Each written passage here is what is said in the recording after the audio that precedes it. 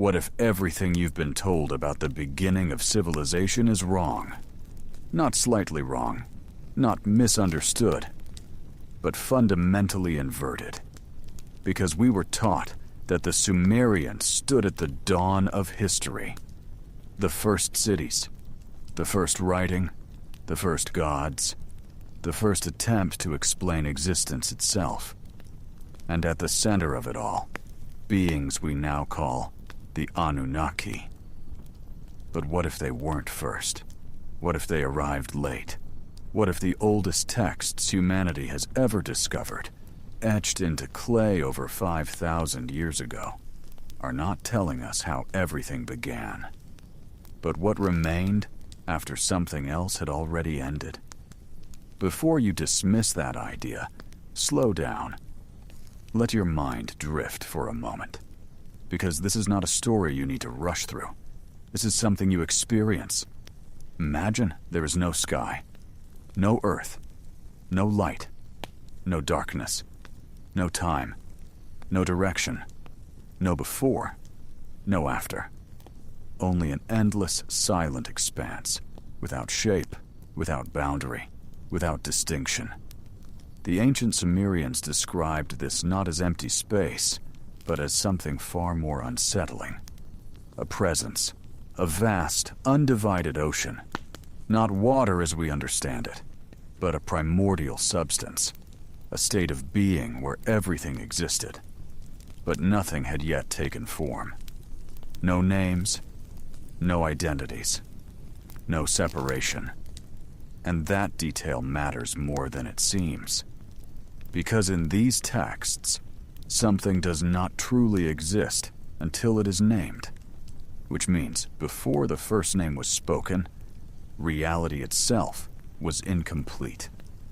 Think about that. Let it settle.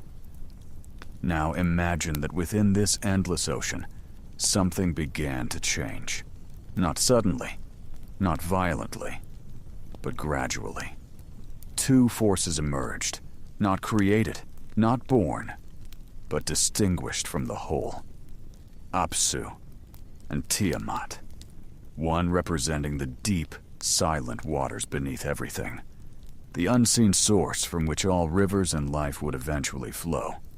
The other, vast, chaotic, boundless, the infinite salt sea, unpredictable, uncontainable.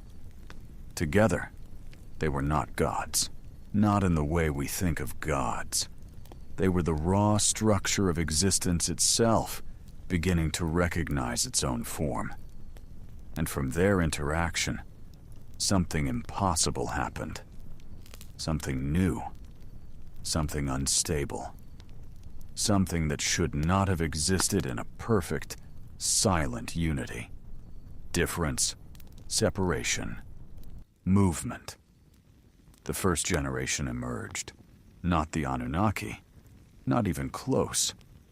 Beings so ancient that even the gods would later inherit their consequences.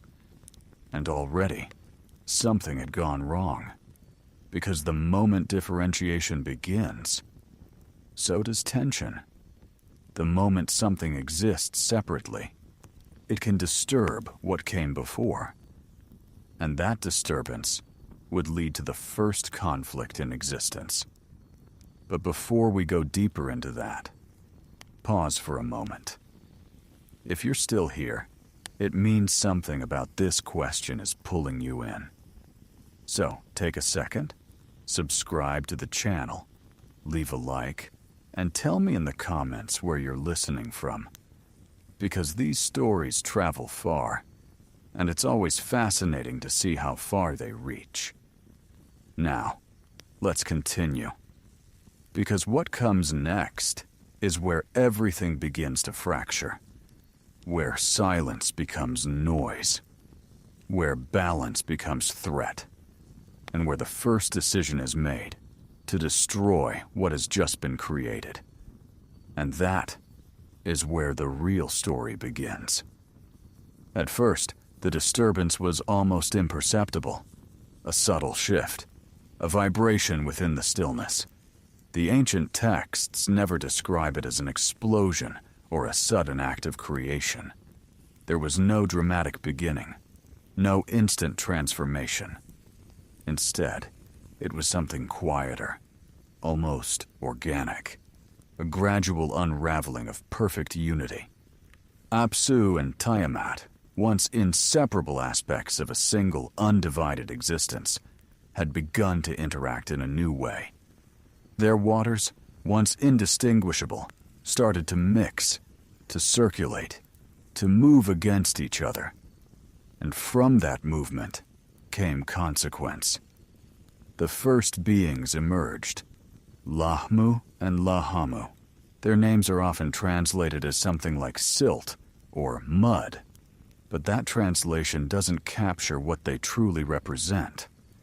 They were not individuals in the way we understand identity. They were transitional states, half-formed expressions of reality struggling to stabilize. Not quite chaos, not yet order.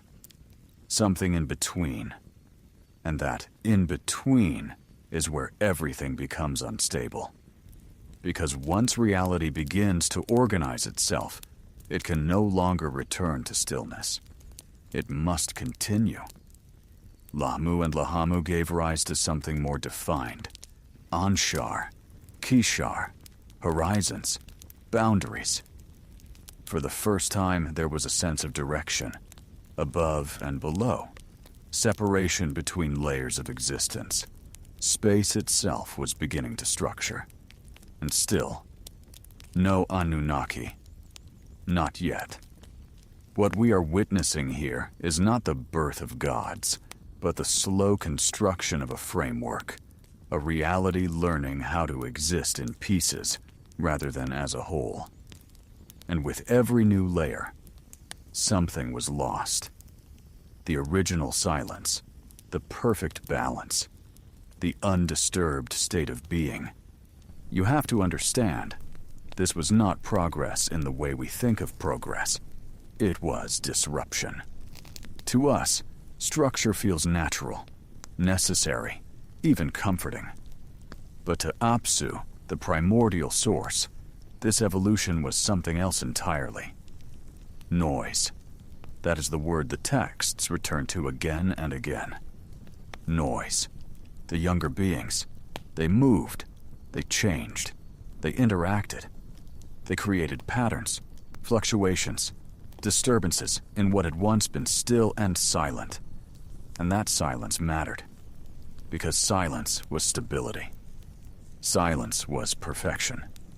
And now, it was gone. Imagine existing in a state of complete equilibrium for what feels like eternity. No conflict, no movement, no change. Just endless, quiet existence. And then suddenly, something begins to ripple through it. At first it's faint, then constant, then unavoidable. You cannot escape it. You cannot silence it. It grows and grows until the very nature of your existence is no longer recognizable. That is what Apsu experienced. Not anger. Not yet. Something colder. Something more deliberate. A realization that what had been created should not continue. The texts describe Apsu observing the younger beings, not with curiosity, but with increasing dissatisfaction. Their presence was not harmonious. It was intrusive. They were not part of the original balance. They were a deviation. And deviations, left unchecked, spread. So Apsu made a decision, not impulsively, not emotionally, but with absolute clarity. He would end it, all of it. The new generations, the movement, the noise, the disruption of what once was perfect. He would return existence to its original state. Silence, stillness, unity, no separation, no chaos, no future. Just what had always been. But there was one thing he did not anticipate. something that had already begun to change the nature of reality itself. Awareness. Because the younger beings were not just disturbances, they were observers. They were capable of understanding what was happening around them. And one of them was listening. Quietly, carefully, without revealing himself. Waiting. Because what Apsu was planning wasn't a correction. It was annihilation. And if he succeeded, everything that had emerged from the first moment of separation would be erased. Every layer of existence, every structure, every possibility, gone, before it ever had the chance to fully exist. And so, for the first time, the new order of reality faced a threat from something older than itself, something that wanted to undo everything. And in that moment, a line was drawn, not between good and evil, but between what was and what was trying to become. And the one who heard it all was already preparing to act. The one who was listening was not the strongest, not the oldest, not the most powerful, but he understood something the others did not. He understood timing. His name would later be remembered as Enki, also called Ea. But at this point in the story, names are still forming. Identities are still unstable. Even the concept of a god is not fully defined yet. He was simply aware. While the others moved, argued, and existed within the growing complexity of reality, Enki observed. He paid attention to patterns, to shifts, to intentions that were not spoken aloud. And what he heard from Apsu changed everything. Because this was not a threat that could be negotiated. Apsu did not want balance. He wanted reversal. A complete erasure of all that had emerged after the first division of existence. And there is something deeply important here. For the first time, creation itself was in danger, not from chaos, but from the desire to return to order. Think about that. The threat wasn't destruction in the way we imagine it. It was silence. A return to a state where nothing evolves, nothing changes, nothing exists as separate. A perfect, endless stillness. And Enki knew that if Apsu acted, there would be no second chance. So he did something unprecedented. He chose to intervene, not out of heroism, not out of morality, but out of necessity. Because by now, something new had fully emerged in the fabric of reality. Continuation. The idea that existence should move forward rather than collapse back into itself. And to protect that, Enki needed to act first. But Apsu was not like the younger beings. He could not be confronted directly. He was too fundamental, too deeply embedded in the structure of everything. So Enki did not attack him.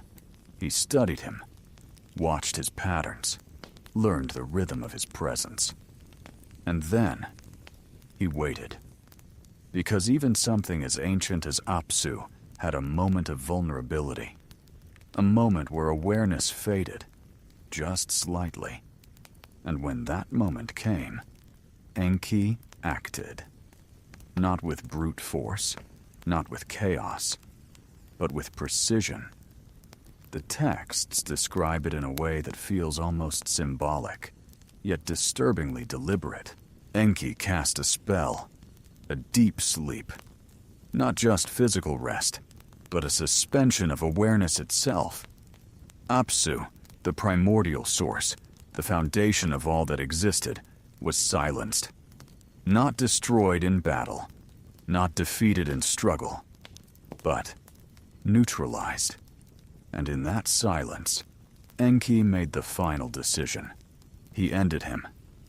Let that sink in. one of the first structured beings in existence, eliminated the very force that existed before structure itself. This was not just an act of survival. It was a turning point. A line that once crossed could never be undone. Because from that moment on, existence would no longer be guided by what came first, but by what came next. And Enki did not stop there. He claimed Apsu's domain, the deep waters beneath everything, the hidden foundation of reality. He built his dwelling there, established control over what had once been the source of all. And just like that, the balance shifted. The younger beings had not only survived, they had taken power. But something else happened in that moment. Something far more dangerous. Because Apsu was not alone, Tiamat remained. And unlike Apsu, she did not seek silence. She felt something far more volatile. Loss, rage, and a disturbance far greater than noise. Betrayal. Because what Enki had done was not just an act against Apsu. It was an act against the original unity itself. The first true fracture. And Tiamat would not allow it to stand. Slowly, something began to change within her. Not immediately, not explosively, but steadily. The same way everything else had begun, from stillness into motion, from motion into intention, and from intention into something far more dangerous. Because while the younger beings believed they had secured their existence, they had only awakened something much older than themselves. Something that remembered what the universe was supposed to be, and was now ready to take it back. Tiamat did not react immediately.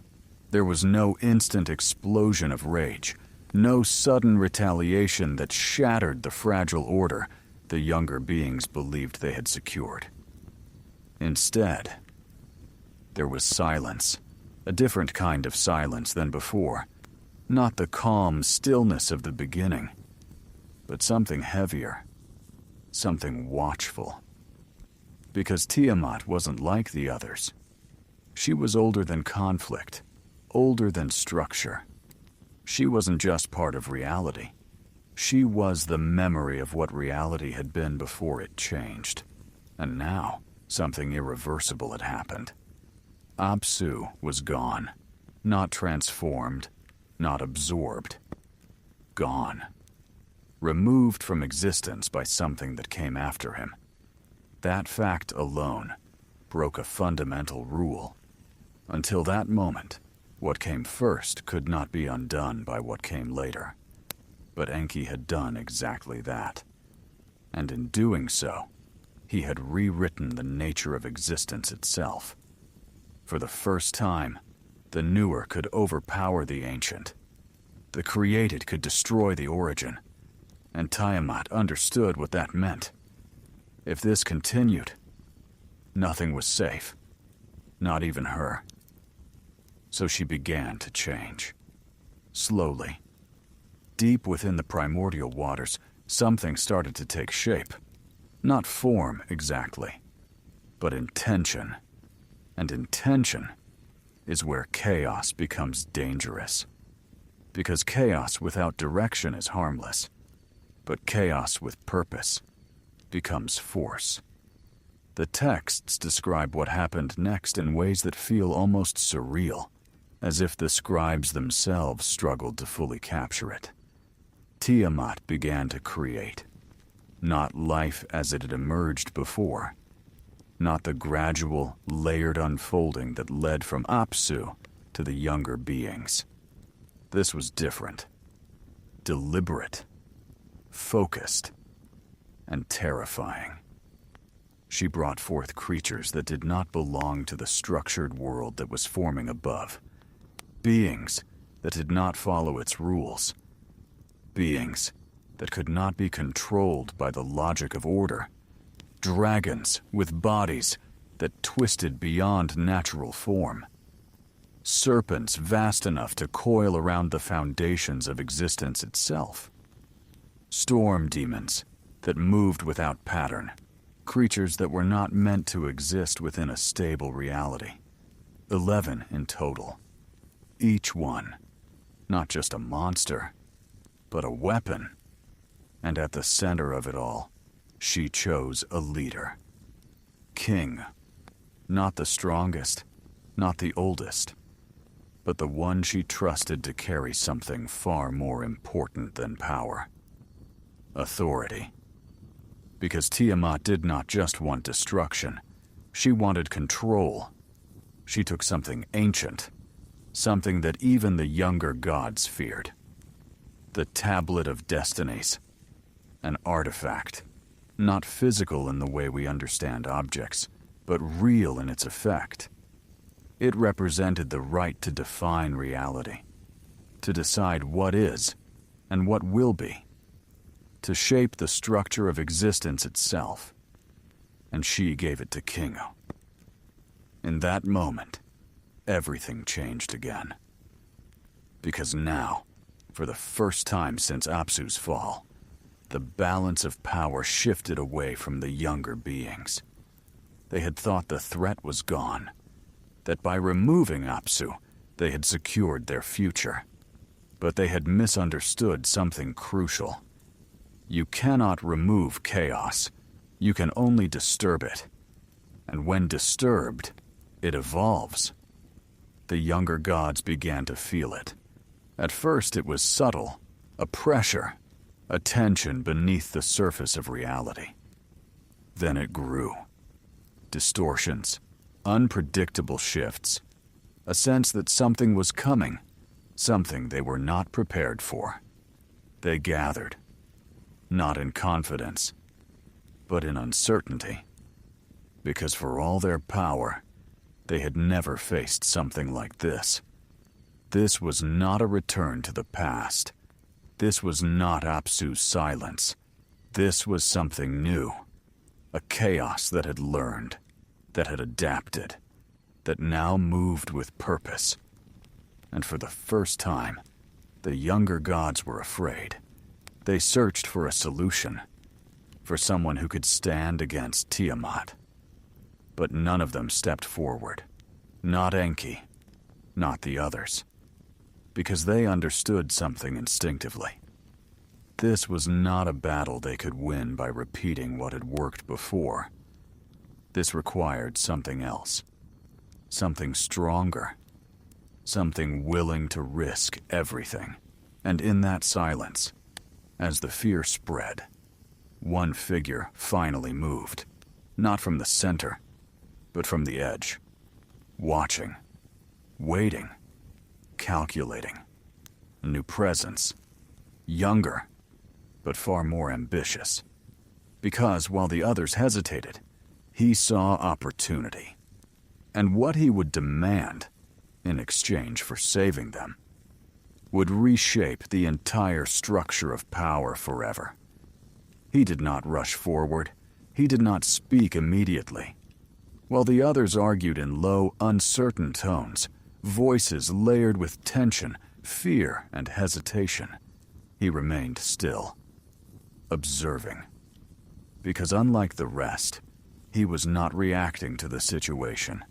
He was calculating it. His name was Marduk. At this point, he was not yet a ruler. Not yet the central figure history would remember. Just another presence among many. But different. Not because of what he was, but because of what he wanted. Power. Not survival. Not balance. Control. And he understood something the others did not. This was not just a crisis. It was an opening. The older order had already been broken when Apsu fell. Now Tiamat was breaking what came after, which meant everything was unstable. And in instability, new hierarchies can be built. So Marduk stepped forward, not dramatically, not as a hero, but as someone making an offer. I will face her. The words, simple as they were, cut through the tension. Silence followed. Not relief, not trust, but disbelief. Because they all knew what that meant. Tiamat was no longer just a force. She was organized, armed, focused, backed by creatures that did not belong to the natural order. And worse, she held the tablet of destinies, which meant she could shape the outcome before the battle even began. Facing her was not bravery, it was suicide. So when Marduk spoke again, he made it clear. This would not be an act of sacrifice, it would be a transaction. If I win, I rule.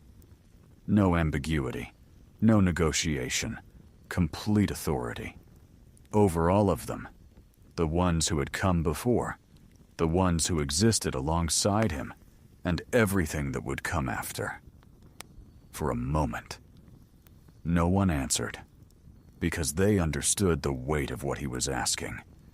This was not about defeating Tiamat. This was about replacing the entire structure of power.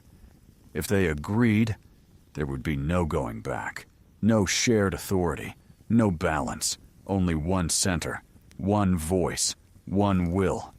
And yet, they had no alternative, because none of them were willing to face what was coming. One by one, they accepted, reluctantly, quietly, but definitively. And just like that, before the battle had even begun, Marduk had already won something. Authority. Not earned through action, but secured through necessity. Now he prepared. Not like a warrior. Not in the way we imagine battles. He did not gather armies. He did not rely on numbers. He built something far more precise. Control over forces. The winds. 4 of them. Not just natural elements, but directional power. Movement itself, shaped and focused. He crafted weapons, not objects, but extensions of intent. A bow, a net, thunder, pressure. Everything designed for one purpose. Not to overpower chaos, but to contain it. Because Marduk understood something critical. You cannot destroy something like Tiamat. Not completely. But you can limit it. Restrict it. Force it into a form where it can be divided. And division makes control possible.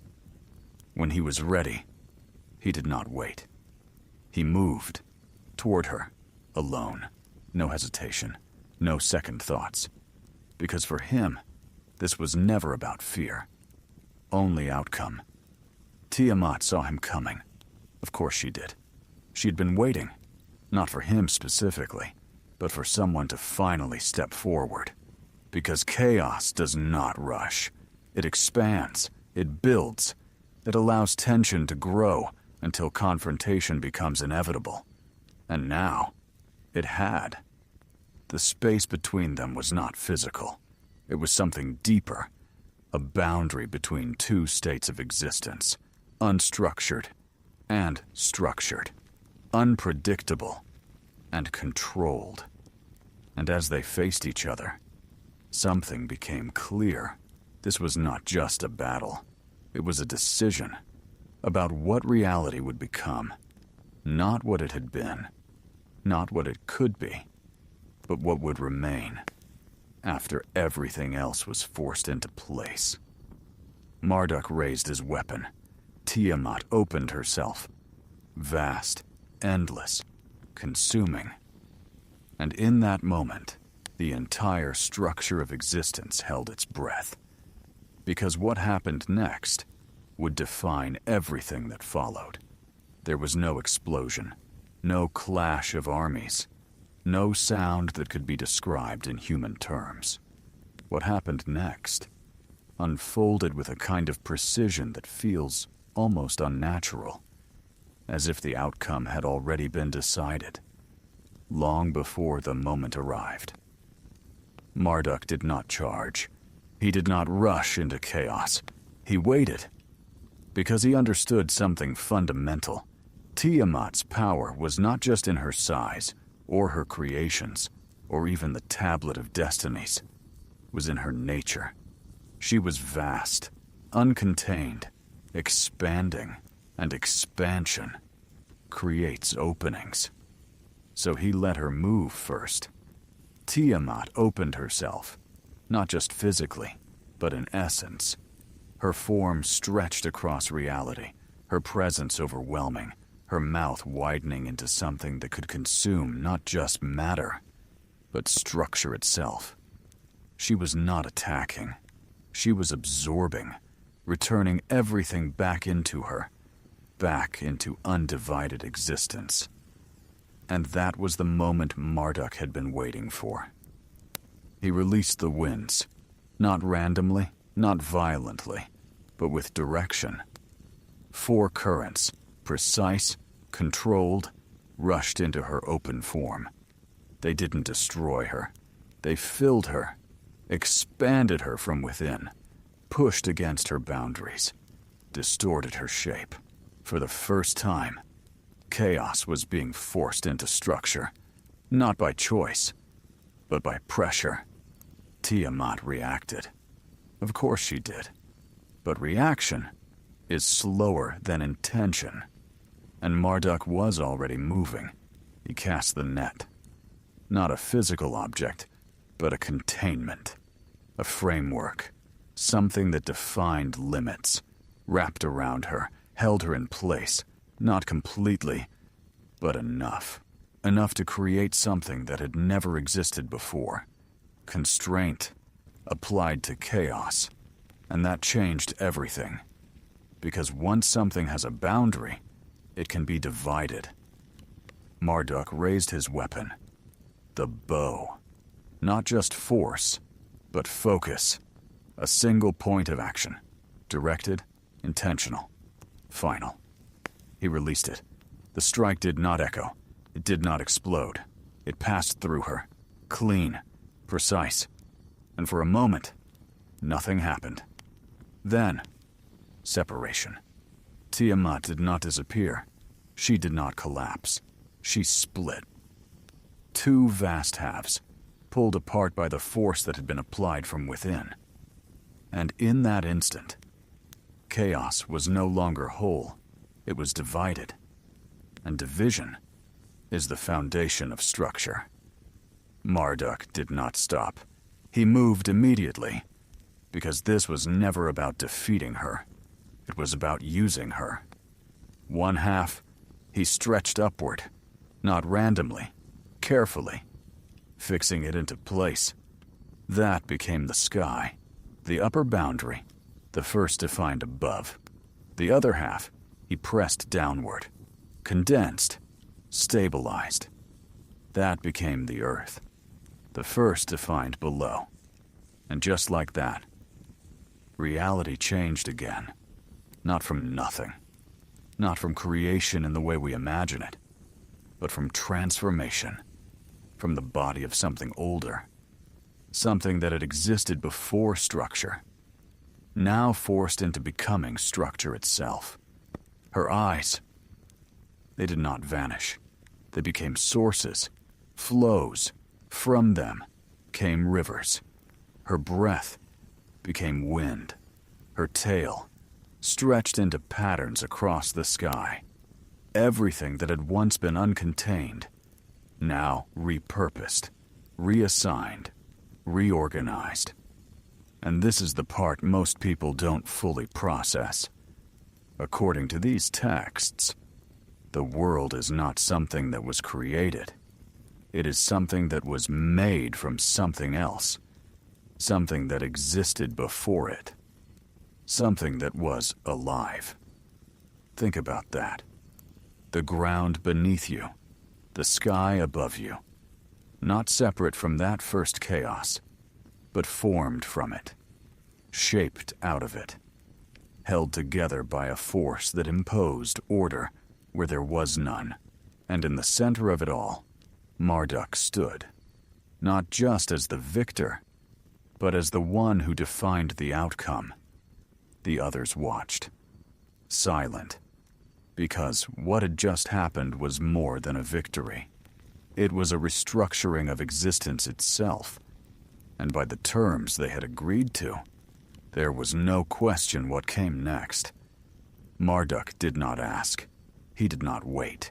He took his place, at the top, absolute, unchallenged, because he had done what none of them could. He had taken chaos and turned it into a system. And systems require control.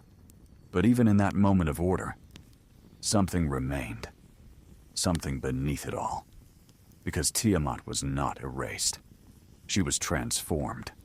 Which means the chaos was never gone. It was just contained.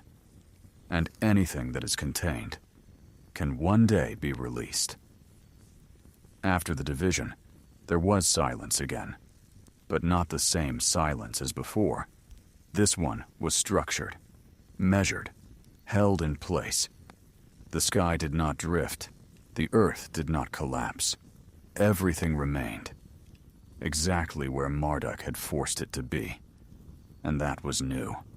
Because for the first time, existence was no longer shifting on its own. It was stabilized, locked into position, defined. But something else followed immediately after. Something subtle, but critical. Assignment. Marduk did not simply create the world and step back. He organized it. Every force, every movement, every function. Given a role, given a place. The texts describe him dividing the heavens into sections, marking boundaries, setting paths. He fixed celestial bodies into motion, not randomly, but in patterns. Cycles. Repetition. Predictability. Time, as we understand it, began here. Not as a concept, but as a system. Days, nights, phases. Sequences that could be measured, and therefore controlled. Think about what that means. Before this moment, there was no rhythm. No structure to movement. Now, everything followed a pattern. And patterns can be maintained, but they also need supervision. So Marduk turned to the others, the beings who had stood in fear before him, who had agreed to his terms without fully understanding the consequences. Now they would. He assigned them roles, not as equals, not as independent forces, but as function. Some were placed in the sky to govern the movements of what he had fixed. Others were tied to the earth to oversee the stability of what had been formed. No longer free, no longer undefined. Each one part of a system, and that system had a center. Him. This is where something shifts in a way most people overlook. The Anunnaki, as they are later called, do not appear at the beginning. They appear here, after the world is already shaped, after chaos is divided, after structure is imposed. They are not creators of the original state. They are managers of what was built from it. And that changes everything, because it means the oldest layer of existence was never theirs. They inherited it, controlled it, maintained it, but they did not originate it. Let that sit for a moment. Now consider what comes next, because even with all this structure, there was a problem, a limitation. The system required maintenance, continuous effort, attention, control over processes that could not be left alone. The gods, now assigned, now bound to roles, were responsible for this. And at first, they fulfilled it. They maintained the cycles, watched over the divisions, ensured that what had been created did not collapse back into chaos. But over time, something changed. Fatigue, not physical exhaustion, but something deeper. Repetition. Endless cycles, without variation. The same motions, the same responsibilities. Again, and again, and again. And eventually, they resisted. The texts hinted this quietly, but clearly. The lower ranks, the ones assigned to labor, began to question their role. Why should they maintain something they did not choose? Why should they serve a system imposed by one for all? And just like that, conflict returned, not between chaos and order, but within order itself. A fracture inside the system, a tension between control and those being controlled. And this is where the story begins to shift towards something much more familiar. Because what comes next is not about gods anymore. Not entirely. It is about a solution, a replacement. Something that would take over the burden. Something that would maintain the system without questioning it. And to create that, they would need something entirely new. Not chaos, not divine. Something in between. Something designed. Something controlled. Something that would inherit the world without ever knowing what came before it. And that is where humanity enters the story. At first, it was just murmurs. Not open rebellion. Not yet. The lower beings, the ones tasked with maintaining the system, did not immediately refuse their roles. They continued their work. They upheld the cycles. They followed the structure Marduk had imposed. But something had changed. The repetition had begun to erode obedience, because a system that runs perfectly also traps everything inside it. No deviation, no freedom, no end. The texts describe them as laborers, the Agigi, a class beneath the ruling gods, assigned to the physical maintenance of reality itself. They regulated the flows, maintained the boundaries, ensured that what had been forced into order stayed that way. But over time, they began to question. Not loudly, not all at once, quietly, individually, then collectively. Why them? Why should they carry the weight of a world they did not create? Why should they sustain a structure that had been built through violence, through division, through the destruction of what came before? And most importantly, why should they continue forever? Because that is what the system demanded. Not effort. Endless effort. No conclusion. No release. No completion. Just continuation. And continuation without purpose becomes unbearable. So one night, they stopped. Not all of them, but enough. Enough to break the rhythm. Enough to disrupt the system. And when a system built on precision is disrupted, even slightly, everything begins to strain. The cycles faltered. The balance shifted. The structure, so carefully imposed, showed its first signs of instability. And then, they did something irreversible. They gathered, not in secret, not hidden, openly, and they marched toward the center, toward the place where authority resided, toward Enlil, one of the highest among them, one of those who had accepted Marduk's rule and enforced it. The texts describe the moment with a kind of quiet intensity. No chaos, no screaming, just movement. Thousands of them, approaching, surrounding, not attacking, but making something clear. They would not continue. Enlil saw them. Of course he did. And for the first time since the world had been stabilized, there was uncertainty at the top. Because this was not chaos rising again. This was order. rejecting itself. And that is far more dangerous. The gods gathered, the higher ones, Enki, Enlil, others. They did not panic, but they understood the stakes. If the system failed, everything would collapse. Not back into Tiamat, but into something worse. Fragmentation, uncontrolled breakdown. A world that had been forced into order, losing that order, without returning to unity. Something unstable. Something unpredictable. Something that couldn't be managed. So they had to act. But force would not solve this. Because the laborers were not enemies. They were necessary. Destroying them would only accelerate the collapse. So a different solution was proposed. Not suppression. Replacement.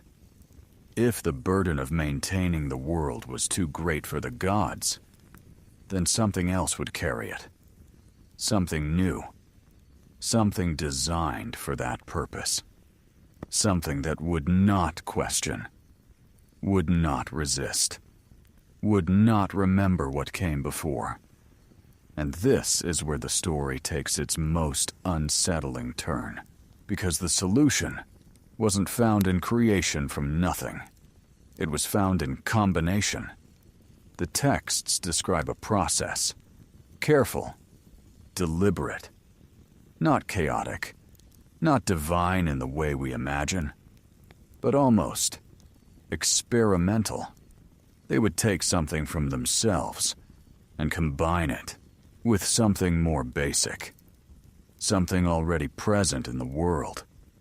Clay, earth, matter shaped from the remains of what had come before. But that alone would not be enough. It needed something else, something that would give it function, awareness, capability. So they chose one of their own, a being to be sacrificed. Not in battle, not in conflict, but as a component. His name was Kingu. The same Kingu who had been given the Tablet of Destinies. The same Kingu who had stood at the center of Tiamat's forces. Now reduced to a resource. His blood would be used, mixed with the clay, infused into the new form. And from that mixture, something entirely different would emerge.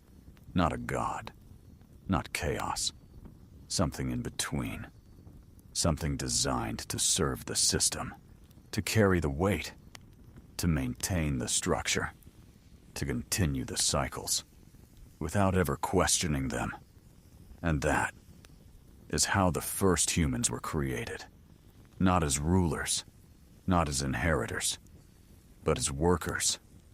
Born from conflict, shaped from remnants, carrying within them both the structure of the gods and the memory of something far older. Something that existed before all of this. Something they would never fully understand, but would always feel. At first, they did not understand what they were.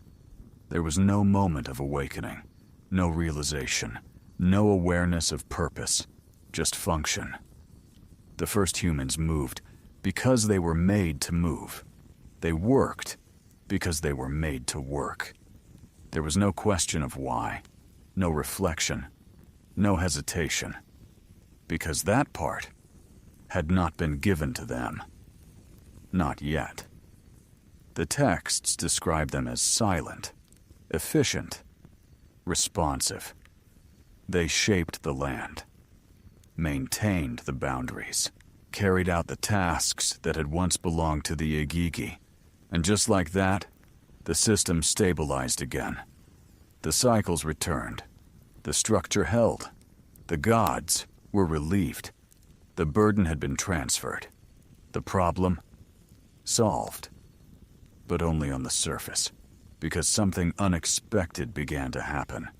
Not immediately, not dramatically, but slowly, subtly.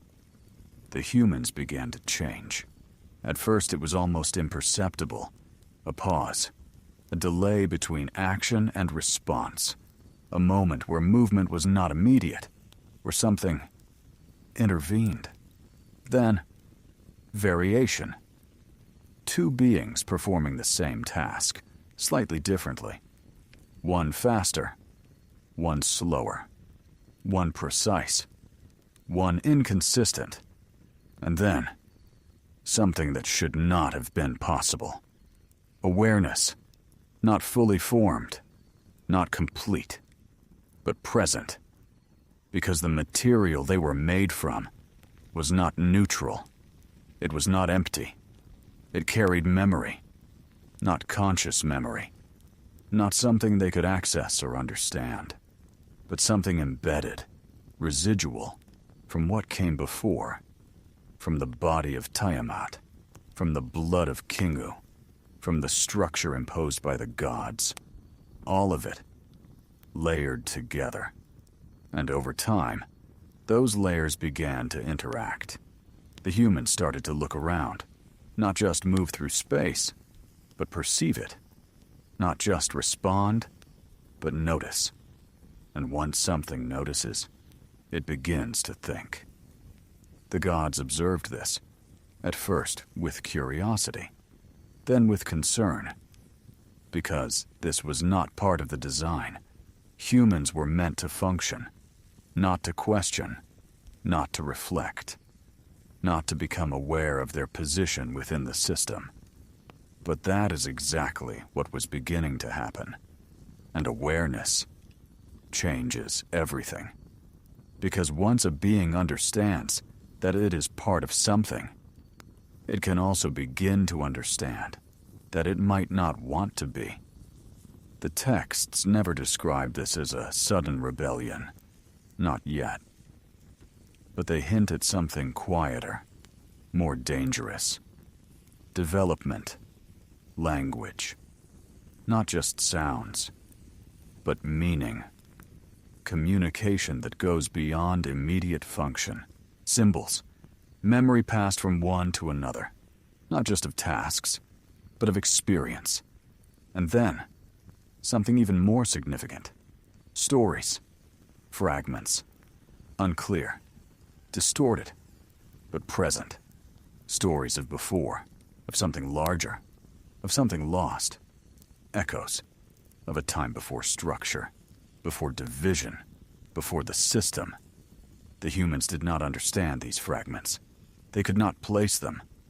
But they felt them. And that feeling created something new. Curiosity. And curiosity leads to questions. Why are we here? Why do we work? Why does this system exist? And perhaps the most dangerous question of all, who built it? The gods began to notice the shift, not in actions, but in patterns, in behavior that no longer aligned perfectly with design.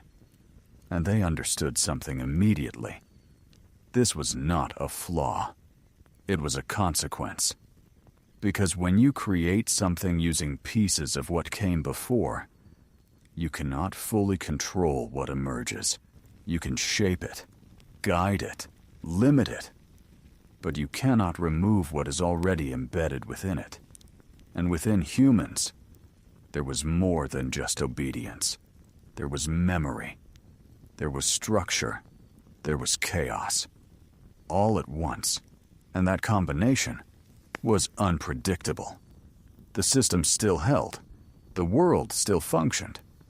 But beneath it, something was forming. Something quiet. Something slow. Something inevitable. Because awareness does not disappear once it begins. It grows. And as it grows, it starts to look beyond the system it was placed in, towards something else. Something older. Something that existed before the gods ever took control. At first, the changes were dismissed. Minor deviations, insignificant variations in behavior. The system still functioned. The cycles still held. The humans continued their work. So the gods watched, but did not act, because from above, everything still appeared stable. But stability can be deceptive, because what was happening was not visible in the structure. It was happening beneath it, inside the humans themselves. Awareness had already taken root. Now, it was spreading. Not evenly. Not all at once, but gradually. Some began to notice patterns. Others began to remember. Not clearly. Not as history, but as sensation. A strange familiarity with things they had never experienced. A sense that something was missing. Something they could not name. And that feeling changed their behavior. They started to pause, to observe, to hesitate before acting. And hesitation is the first break in control, because a system relies on predictability, and humans were becoming unpredictable. The texts hint at something even more unsettling. Dreams, images that came without reason, visions of vast waters, of darkness that was not empty, but full, of a presence that was not structured, not controlled, something older, something that did not belong to the world as it now existed. Fragments of Tiamat, not as a being, but as memory. Echoes embedded in what they were made from. And those echoes did not align with the system. They suggested something else. Something beyond order. Something beyond control. And once an idea exists, even in fragments, it begins to influence behavior. The humans started to gather. Not just for work, but for something else. Communication. Exchange. They began to share what they felt, what they saw, what they could not explain. And slowly, a new layer of existence formed. Not imposed by the gods. Not part of the system. Culture. Meaning. Interpretation. This was not designed. It emerged. And that made it dangerous. Because it could not be predicted. It could not be controlled in the same way as physical structure. The gods saw it. They could not ignore it anymore. Because this was no longer a minor deviation. This was development. Independent development. And that raised a question they had not faced before. If humans continued to evolve, to think, to understand, what would they become? Something that serves, or something that questions the system entirely? And if they begin to question, would they stop, or would they push further? Toward the origin of everything, toward the truth of what the world is made from, toward what existed before the gods reshaped it. That possibility could not be ignored. So the gods faced a choice: suppress it, limit it, control it more strictly, or allow it to continue and risk losing control entirely. The texts do not describe a single decision, not clearly. Instead, they suggest something more subtle. Intervention. Gradual. Measured. Not enough to stop development, but enough to guide it, to shape it, to ensure that humans would not fully understand what they are, or where they come from, because full awareness would lead to something inevitable. Rejection, not just of the system, but of the authority behind it. And if that happened, everything could begin to unravel. Not immediately, not violently, but slowly, from within. Because a system maintained by beings who no longer believe in it cannot last. And beneath the structure of the world, that process had already begun. And yet, despite everything, The system did not collapse. Not immediately. Not dramatically. It held. From the outside, nothing seemed to change. The sky remained in place. The earth remained stable. The cycles continued. Day after day. Year after year. Generation after generation. The structure endured. But beneath it, something irreversible had already begun. Because once awareness exists, it cannot be fully removed. It can be suppressed, distracted, redirected, but never erased. And that is the quiet truth hidden beneath all of this. Humans continued to build, to organize, to create meaning. They formed early civilizations, patterns of living, systems within systems, reflections of the structure imposed by the gods. But imperfect. Always imperfect. Because unlike the original system, this one came from within them, not imposed from above. And within those systems, the same tension began to appear. Control and resistance. Order and deviation. The same pattern repeating, again and again. Because it was not just the world that had been shaped from conflict, it was them. And over time, the original story faded. Not erased, just distorted. Passed down through fragments, through myths, through symbols, through stories that no longer carried clear meaning, only impressions. A great flood, a battle in the heavens, gods who created humans for labor.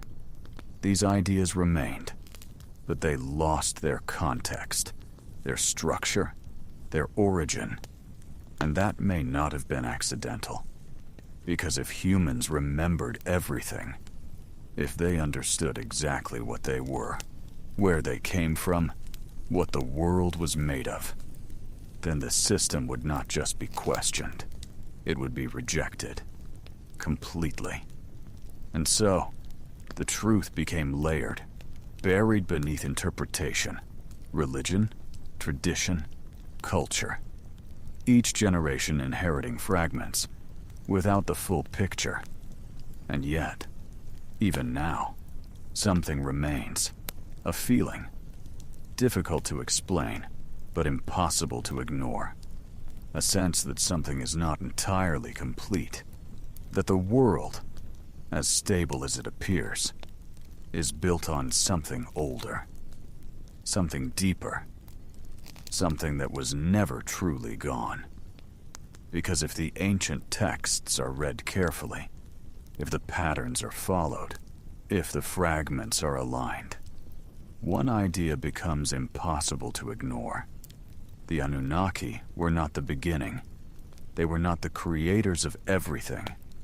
They were part of a process, a later layer, a response to something that already existed, something far older, something that cannot be fully reconstructed, but can still be felt in the structure of the world, in the patterns of human behavior, in the constant tension between order and chaos.